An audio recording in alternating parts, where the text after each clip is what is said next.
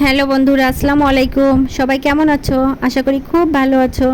আমিও আল্লাহর রহমতে অনেক ভালো আছি, কিন্তু আমার মনটা অনেক খারাপ। আমার শাশুড়ি এই কিছুদিন যাবৎ অনেক অসুস্থ। সবাই ওনার জন্য দোয়া করবেন। উনি এমনি আগে থেকেই প্যারালাইসিসের রোগী ছিল, আর এখন মোটে চলাফেরা তো করতেই পারে না, বেডে পুরা একদম, খেতেও পারতেছে না ঠিক মতো। আল্লাহ ভালো জানে ওনার কি হবে। যাই হোক, ওনার জন্য সবাই দোয়া করেন যেন উনি তাড়াতাড়ি সুস্থ হয়ে যায়। এখন আমি যে সকাল সকাল সবগুলো কাজ কমপ্লিট করে আমি নিচে আসছি, এসে এখন পিছনের সাইডে যাচ্ছি আমার বাসার। কলা কাটবো আজকে আমি। আপনাদের দেখাবো আমার কলার বাগানটা। আমার কলার বাগানটা আগে অনেক বড় ছিল, আর অনেক কলা গাছ ছিল। এখন মানুষের ছাগল গরুতে সেটা পুরো নষ্ট করে দিয়েছে, যেহেতু ঘেরা নেই এই কারণে। আর মানুষের আসলে অনেক, কি বলবো আমি, সবাই আসলে ছাগল গরু এগুলো ছেড়ে দিয়ে বসে আমাদের এই পাশে, এই কারণে কোনো কিছু ঠিকভাবে হয় না। আর যেহেতু ঘেরা নেই, এই জন্য আরও নষ্ট হয়ে গেছে। এখানে যে ঝড় হয়েছিল, অনেকগুলার গাছ এখান থেকে নষ্ট হয়ে গেছে। আর যেগুলা অবশিষ্ট আছে এখন, সেখান থেকে আজ আমি কলা কাটবো। আর নতুন নতুন যে বোকটা ওঠে, সেটা আসলে অন্যের হাঁস মুরগি আছে, সেগুলাই হাঁসে প্রচুর পরিমাণে খায় এই কলার বোক, এই জন্য মানে ঠিকভাবে হচ্ছে না। যাই হোক, এই যে দেখেন, এই যে আমি এখন কলা কাটবো। এখানে দেখতেছি কোনটা কাটা যায়। এটা অনেকটা বড় হয়ে গেছে। আর কলা, যখন কলার ফুলগুলো একদম পড়ে যায়, তখন বুঝবেন যে এটা কাটার উপযুক্ত সময়। এখন দেখি, এটা আমি কাটতেছে।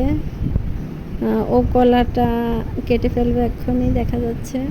যাই হোক, এটা আপনারা যারা কলা গাছ লাগাতে চান, আমার এখানে একটু পানি বাঁধে, এই কারণে আমি এই যে দুপাশ দিয়ে, মাঝখান দিয়ে মাটি কেটে দুপাশে উঁচু করে দিচ্ছি, যাতে বৃষ্টির সময় আসলেই কলা গাছগুলো নষ্ট না হয়। আর কলা গাছের শামুকই খুবই ক্ষতি করে কলা গাছ।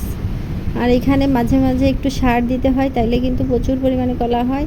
আর যারা কলার চাষ করতে চান, মানে অল্প জায়গায় একটু লাগাতে চান, তারা যদি আপনার কলার গাছের সাইড দিয়ে অনেকগুলো বোগ ওঠে, অবশ্যই ভালো দেখে 2টা চারা রাখবেন মাত্র।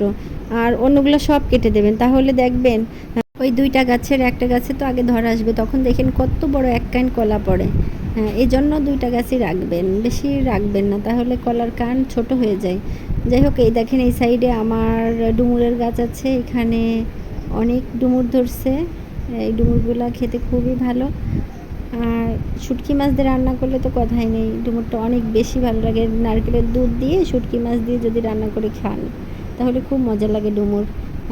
এখানে অনেক ডুমুর ধরছে, ডুমুরগুলো সব পেকে পেকে গেছে। আর এই সাইডে এই যে হাঁস সবগুলো দাঁড়ায় রয়েছে। আর এখানে আবার সবজি ক্ষেত আছে।